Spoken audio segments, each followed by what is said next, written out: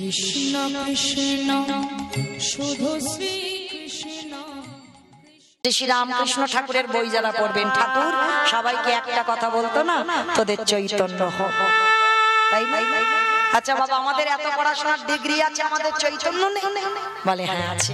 মানুষের মতো দেখতে হলে তারে মানুষ হয় না।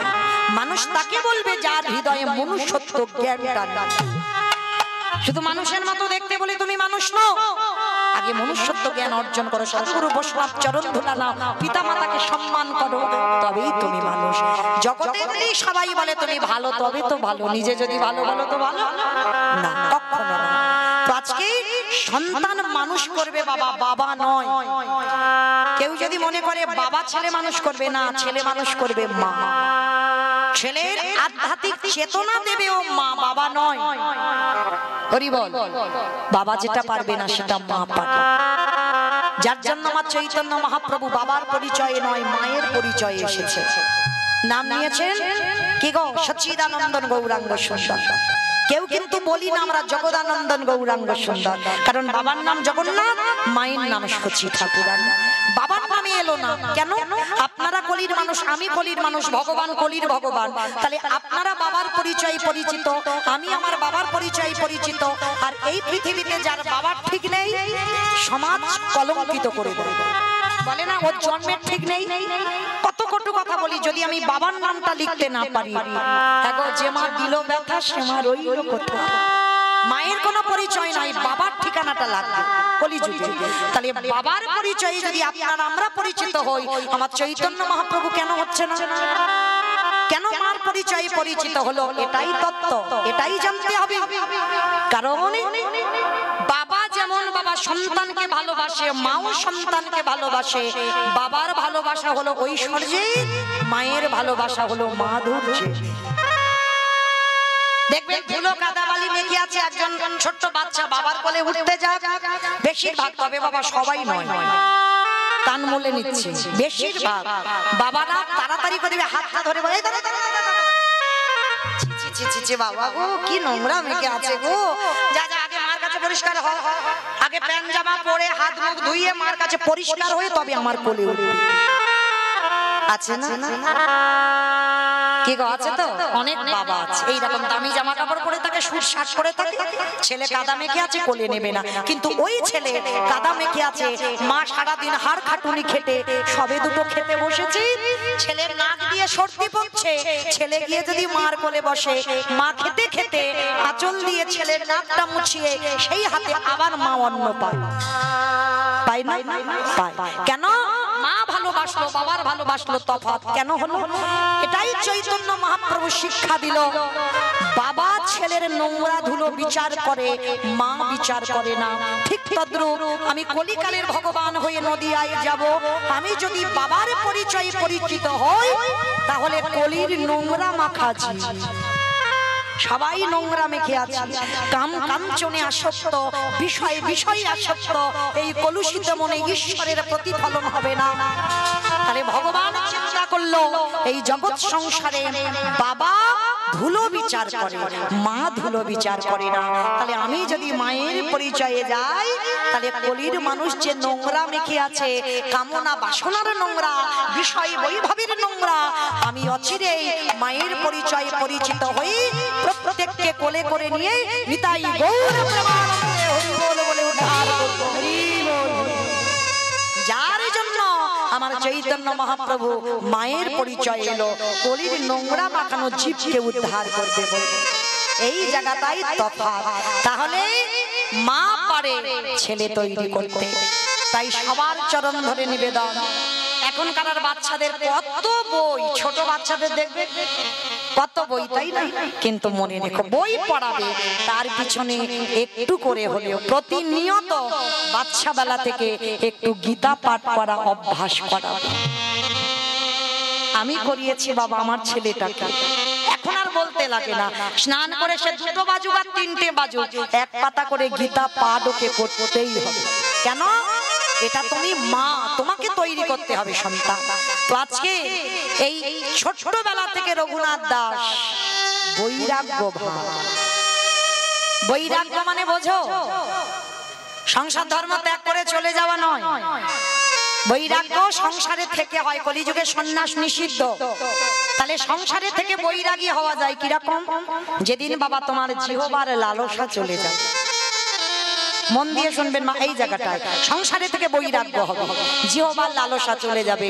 দেখবেন এই যে মাছ মাংস রবিবার হলে মাংস খেতেই হবে, এই লালসা থাকবে না। মানে কোন রকমে একটু আলু সিদ্ধ ডাল হলেই, মানে উদরটা ভর্তি হলেই হয়ে যাবে। যেদিন তোমার হৃদয়ে আসবে, মনে করবে তোমার জিহ্বার বৈরাগ্য হয়ে যাবে। যেদিন তোমাকে কেউ পরশ করবে, যেদিন তোমার এই পরশ শক্তিটা চলে যাবে, সেদিন তুমি বুঝবে তোমার দেহেরও বৈরাগ্য এসেছে। যেদিন কর্ণ কৃষ্ণ কথা ছাড়া আন কথা কানে নেবে না, সেদিন কর্ণেরও বৈরাগ্য হয়ে যাবে। যেদিন দৃষ্টি শক্তি, ভগবত দর্শন, সাধুগুরু বৈষ্ণবের চরণ ছাড়া আর কিছু দেখতে চাইবে না, সেদিন তোমার চোখের বৈরাগ্য হয়ে যাবে। যেদিন তোমার মন সকল সংসারের চিন্তা থেকে দূরীভূত, শুধু একটাই চিন্তা হবে, আমি কি তারে পাবো না।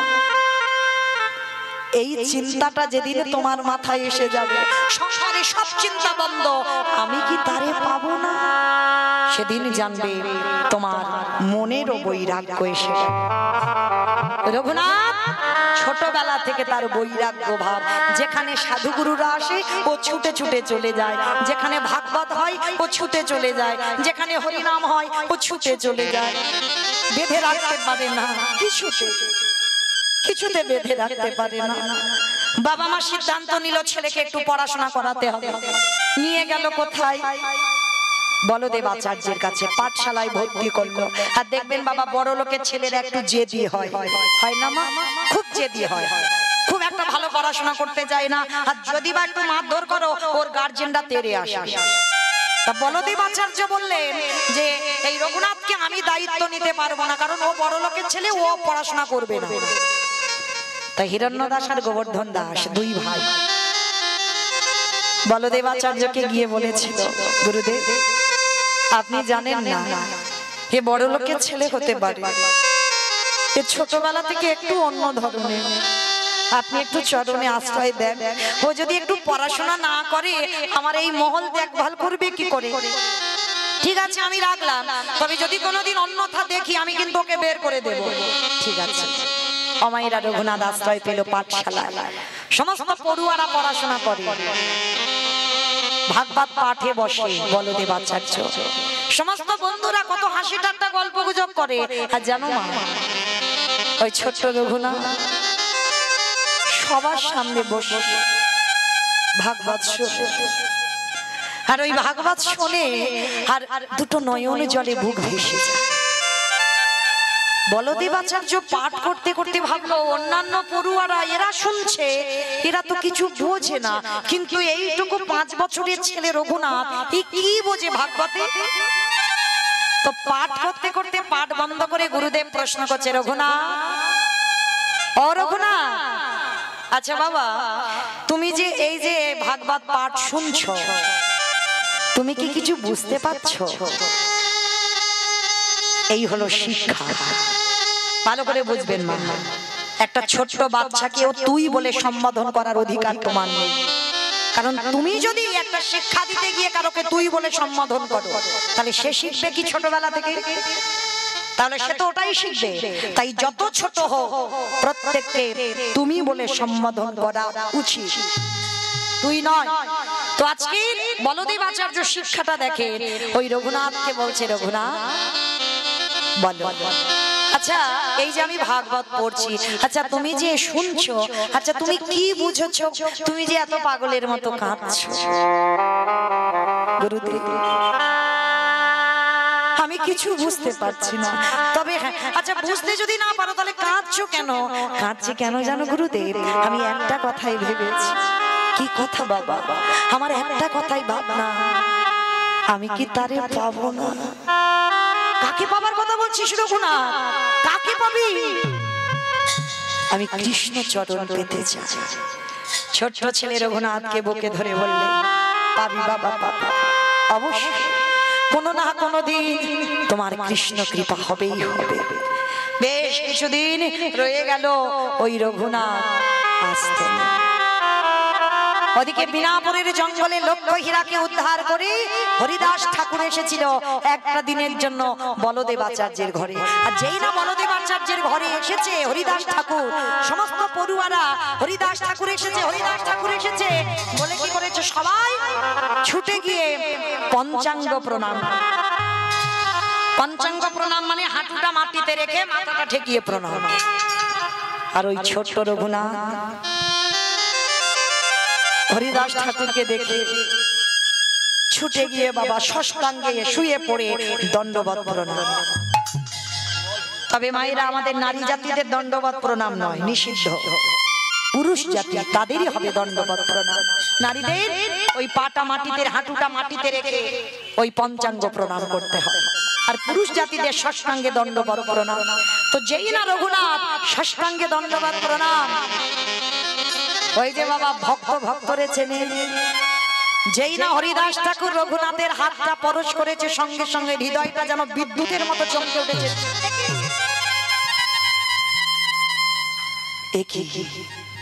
যারা সাধন ভজনের মানুষ,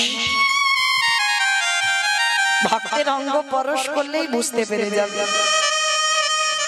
এর দেহটা ভজনের দেহ, সাধনের দেহ। যেই না পরশ করেছে, হরিদাস ঠাকুর দেখছে, নয়নের দিকে তাকিয়ে মাথায় হাত দিয়ে বলছে, বাবা বাবা বাবা, এই তো এই মাটিতে বীজ বপন করলে অঙ্কুরিত হবেই হবে। এই তো ষোড় গোস্বামীর মধ্যে এক গোস্বামী পেয়ে গেছি, বাংলার মাটিতে আর একজন ভক্ত আমি পেয়ে গেছি। আর দেখবেন বাবা, এই ছোটবেলা থেকে রঘুনাথ আমার হরিদাস ঠাকুরকে অনুকরণ করত। আমার অনুকরণ মানে বোঝো তো? অনুকরণ মানে বোঝো না? না না, ফোন করতো না, মানে একজনকে দেখে অনুকরণ। যেমন এখন আমাদের কীর্তন জগতে হচ্ছে, দেখবেন মানে একজনের কীর্তন হুবহু অন্যজন একই রকম করে, একই রকম, এইগুলোকে বলা হয় অনুকরণ। মানে আমার কীর্তন একজন মানে একেবারে ডুপ্লিকেট করে সেই রকম কীর্তন এরকম হয়, এটাকে অনুকরণ বলা হয়। তো এটা শুধু আমাদের জীবনে নয়, সেটা তখনকার সমাজেও ছিল। রঘুনাথ দাস জমিদারের ছেলে হয়ে সর্বক্ষণ হরিদাস ঠাকুরকে অনুকরণ, তবে অন্য কিছু অনুকরণ নয়, তার ভক্তির পথটাকে অনুকরণ করতে। 24 ঘন্টায় একবার আহার করে। আর আমাদের জগতের মানুষেরা বলে না খেলে নাকি মরে যায়, রোগা হয়ে যায়। কি গো, বেশি যত আহার করবে ভজনে বাধা হয়ে যাবে, যত কম আহার করবে তত ভজন শক্তিটা বেড়ে যাবে। অতিরিক্ত আহার নিষিদ্ধ, অতিরিক্ত নিদ্রা নিষিদ্ধ, ভজন পথে এগুলো বাধা হবে। তো আজকে রঘুনাথ জমিদারের ছেলে হয়ে 24 ঘন্টায় একবার আহার করত। আমি প্রথমেই বলেছি বাবা, এই চরিত্র শুনলে তুমি ভক্তির পথে কি করে যাবে বুঝতে পেরে যাবে। একবার আহার করে। আর নিদ্রা, জমিদারের ছেলে হয়ে পালঙ্ক নয়, মেঝেতে একটা কোন রকমে মাদুর বিছিয়ে, কোনো বালিশ নয়। হরিদাস ঠাকুর বলছে, রঘুনাথ তুই তো এখন ছোট বাবা, একটু বড় হ না বাবা, তবে তুই আমাকে অনুকরণ করিস না। শিশুকাল থেকে যদি আমি অনুকরণে না থাকি তাহলে বড় হয়ে শিখব কি? ছোটবেলা থেকে ওই ভাগবত পাঠ, ছোটবেলা থেকে এটা রঘুনাথের স্বভাব। একটু বড় হয়েছে, বড় হতে বাড়িতে ফিরে গেছে। আর বাড়িতে ফিরেই বাবা যেখানেই হয় হরিনাম সংকীর্তন ভাগবত, রঘুনাথ চলে যায়। আর বড় লোকের ছেলে একটা সম্মানের ব্যাপার আছে, আবার প্রজারা ছুটে গিয়ে রঘুনাথকে ধরে ধরে আনে। মানে কিছুতেই ছেলেটাকে ঘরে মন বসাতে পারছে না, মানে শুধু মানে পাগলের মতো। দেখবেন বাবা, যারা কৃষ্ণ ভক্ত হয়েছে না, যদি তোমার হৃদয়টা ভগবানের জন্য আকুলতা বেড়ে যায়, আকুলতা বোঝো, মানে এটা আসছে শ্রী রামকৃষ্ণ পরমহংসদেবকে আমার নরেন প্রশ্ন করেছিল, ঠাকুর ভগবান পেতে গেলে কি করতে হয় গো? ভগবান যে পাবো কি করলে ভগবান পাবো? তখন শ্রী শ্রী রামকৃষ্ণ পরমহংসদেব দক্ষিণেশ্বর কালীবাড়িতে ছিল। ছিল। আর কি করেছে বাবা, ঠাকুর নরেনকে ডেকে বলেছিল নরেন এখানে আয়। ওই যে গঙ্গার জল যাচ্ছে, গঙ্গার জলে নেমেছে গুরু শিষ্য দুজনে। আর নেমে এবার নরেনকে বলছে নরেন একবার ডুব দিতে দেখি বাবা। যেই না ডুবেছে, আমার ঠাকুর কি করেছিল জানো, ওই নরেনের মাথাটাকে নিয়ে ওই জলের ভেতরে চেপে ধরে আছে। আমা বলো তো দেখি, কেউ যদি জলে ডুব দেয় আর কারণ মাথাটা নিয়ে যদি জোর করে চেপে ধরে থাকা যায়, কি মানে ওঠার জন্য ছটফট করবে না? তো নরেনের বাবা একেবারে প্রাণ যায় যায় যায়। আর যেই না প্রাণ যায় যায়, ঠাকুর কি করেছে, হাতটা ছেড়ে দিয়েছে। আর যেই না হাতটা ছেড়ে দিয়েছে, অমনি বাবা জল থেকে একেবারে ঠেলে উঠেছে। আর যেই না ঠেলে উঠেছে, রাগ বসে বলে উঠে, এই জন্য তোমার বলে পাগল। সাথে কি তোমার বলি পাগল? তা ঠাকুর হাসছে আর বলছে, আরে কেন আমি পাগলামিটা কি করলাম? মানে পাগলামি করলে না, আমি তোমাকে জিজ্ঞাসা করলাম ভগবান পাবো, কি করলে পাবো? আর তুমি কি করলে? আমাকে জলে ডাকলে, জলে স্নান করতে বললে, ডুব দিতে বললে, ঠিক আছে আমি ডুবেছি, তা তুমি আমাকে মাথাটা ধরে চেপে ধরলে কেন? ঠাকুরের বই যারা পড়বেন, ঠাকুর উদাহরণ ছাড়া কথা বলতো না। ঠাকুর যা যা কিছু করতো উদাহরণ ছাড়া কথা নয়। তো ঠাকুর হাসছে আর বলছে, এই পাগল, আমি পাগল নয়, তুই পাগল। যে পাগল সে অন্যজনকে বলে পাগল, তাই না? যে পাগল অন্যজনকে বলে পাগল। শোন, আজকে এই যে আমি তোকে ধরে চেপে ধরে থাকলাম, আচ্ছা নরেন বলতো ওই জলের ভিতরে তো কিরকম হচ্ছিল? মায়েরা রাগ ধরবে না? জলের তলায় মাথা চেপে ধরে আছে, গুরুদেব জিজ্ঞাসা করছে বলতো কিরকম হচ্ছিল? তো হ্যাঁ গো, সাধে তোমার বললাম পাগল, ওই যে যখন ধরেছিলে না, আমার প্রাণটা আঁকু পাকু করছিল, মানে এই যেন বেরিয়ে যায়, এই যেন বেরিয়ে যায়। শোন, আমাকে প্রশ্ন করেছিস কি করলে কৃষ্ণ দর্শন হবে? শোন, ওই জলের ভিতরে আমি যখন তোকে ডুবিয়ে ধরেছিলাম, ওই হৃদয়টা যেমন হচ্ছিল, প্রাণটা বেরিয়ে যাচ্ছিল, আঁকু পাকু করছিল, যেদিন তোর ওই হৃদয়টা আমার ভগবানের জন্য ওই রকম আঁকু পাকু করবে, একবার যদি ওই হৃদয়টা একবার কেঁদে উঠে বলে আমি কি তারে পাবো না, ওই হৃদয়ে যদি আকুলতা এসে যায়, হৃদয়ে যদি ব্যাকুলতা এসে যায়, তাহলে সেদিনে তুই বুঝবি যে তোর কৃষ্ণ দর্শন হবেই হবে। নিতাই গৌর প্রেমানন্দে। তাহলে ভগবান দর্শন পেতে গেলে হৃদয়ে আগে আকুলতাটা লাগবে। তার রঘুনাথ দাসে সেই অভ্যাস, সেই স্বভাব, পাগলের মতো ভাব। দেখবেন বাবা, প্রকৃত যদি কৃষ্ণ ভক্ত হয়ে গেছে না, তোমাকে দেখলেই সমাজ বলবে পাগল। মানে মাথার কেশ টেশ ছানা থাকবে না, খুব দামি জামা কাপড় নয়, কোন রকমের একটু বহির্বাস অন্তর্বাস হলেই হয়ে যাবে। খুব এলাক পোশাক হয় না কৃষ্ণ ভক্ত, অনেক সাজগোজও কৃষ্ণ ভক্তের হয় না, অনেক গয়নাগাটিও কৃষ্ণ ভক্তের হয় না। যদি তুমি কৃষ্ণ ভক্ত হয়েছো,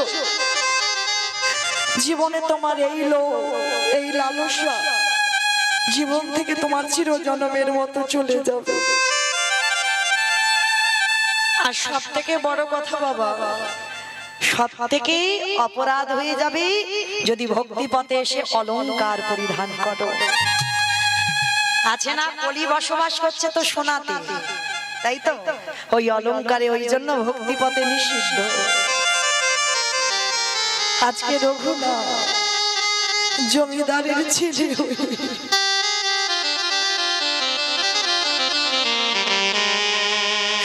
তার একটাই শুধু ভাবনা, আমি কবে কৃষ্ণ পাবো। কৃষ্ণ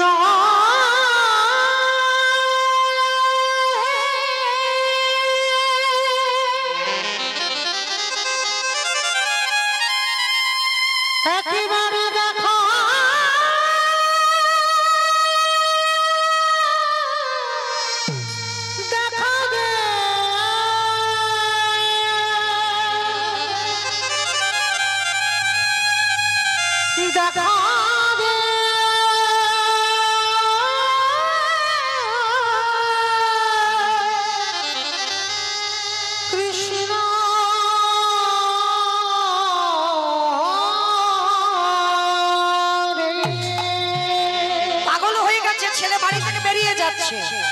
বাবা যেটা কি করেছে জানো, ছেলেকে ঘরে বন্দি করে শিকল দিয়ে বেঁধে রেখেছে। এই জায়গাটা একটু আস্বাদন করবেন মায়েরা। আর তো বেশিক্ষণ নয়, আমার যাওয়ার টাইমও হয়ে আসছে, চলে যাব। কিন্তু এই জায়গাটা শুনবেন, ভক্তি পথে কত বাধা। ভজন পথে বাবা যদি নেমেছো, তোমার জীবনে বাধা আসবেই আসবে। রঘুনাথ কৃষ্ণ বলতে বলতে চলে যায় বলে বাবা জ্যাঠা ঘরে বন্দি করে শিকল দিয়ে বেঁধে রেখেছে, কৃষ্ণ ভোলাবে বলে। হ্যাঁ গো, যায় ভোলানো, হাত বাঁধবে পা বাঁধবে, কিন্তু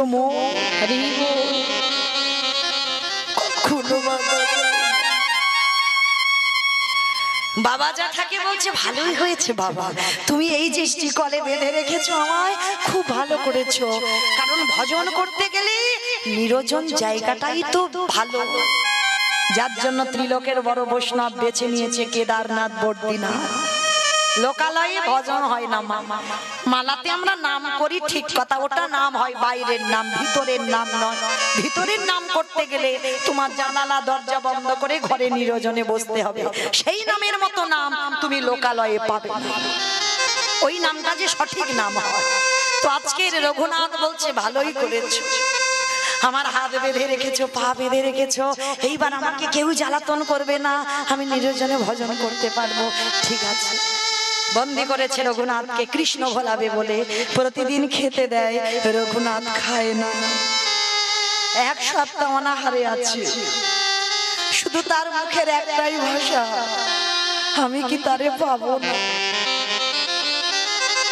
আমি কি কৃষ্ণ পাবো না। এক সপ্তাহ যখন ছেলে খাইনি, বাবা জ্যাঠা ছুটে এসেছে, রঘুনাথ, রঘুনাথ, শুনলাম তুমি নাকি এক সপ্তাহ কিছু খাওনি, যা যা খাবার দিয়েছি তুমি নাকি সব ফেলে দিয়েছো। কি হয়েছে রঘুনাথ? ছেলের কঙ্কাল সার দেহ, ভজন পথে নামলে তুমি সুঠাম হবে না, কখনো হতে পারো না। কঙ্কাল সারে দেহ রঘুনাথ, শুধু কৃষ্ণ নামে কেঁদে, কৃষ্ণ নামে। জ্যাঠামশাই থাকতে পারছে না ছেলেটাকে দেখে, ছেলেটাকে দেখে বলছে, রঘুনাথ, জ্যাঠামশাই বলছে, রঘুনাথ তোর কষ্ট আমি আর সহ্য করতে পারছি না বাবা, ঠিক আছে তোকে বন্দি করে রেখেছি তো আর রাখবো না বাবা, তোর হাত পা সব খুলে দেব, বল বাবা তুই আমার কাছে কি চাস। কথা দিলাম আর কষ্ট দেব না, আর দুঃখ দেব না, বল তুই আমার কাছে কি চাস। জ্যাঠামশাই আমি যা চাই তুমি আমায় দেবে, দেব বাবা দেব, কিন্তু তোর কষ্ট আমি আর নিতে পারছি না, বল বাবা তুই আমার কাছে কি চাস। ত্রিসত্য করো জেঠু, আমি যা চাইবো তুমি আমায় দেবে, ঠিক আছে আমি ত্রিসত্য করলাম বাবা, বল কি চাস। মনে রেখো জেঠু তুমি কিন্তু ত্রিসত্য করেছো, আমি যা চাইবো তাই বললাম তো দেব, বল কি চাস। জেঠু কৃষ্ণ এনে দেওয়া,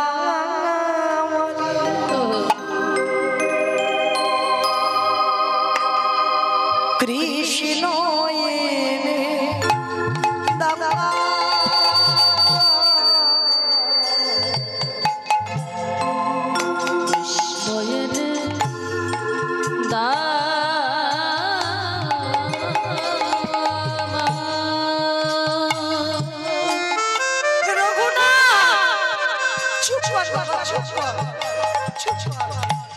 কৃষ্ণ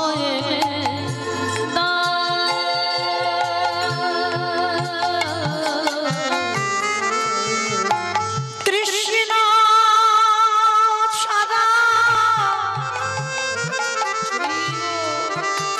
প্রাণে মাছে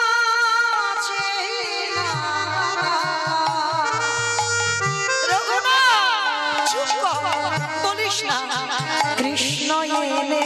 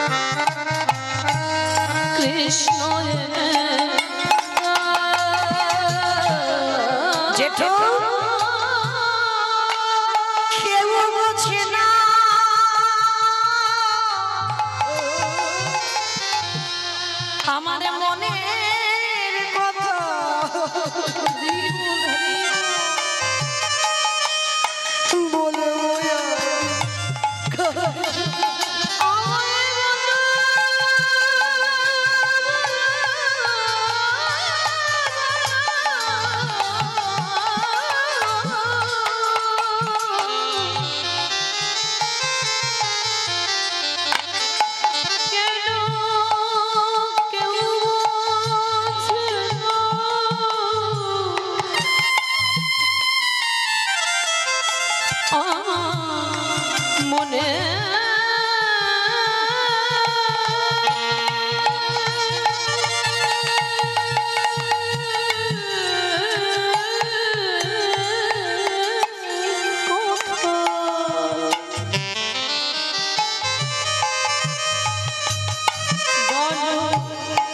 বলবো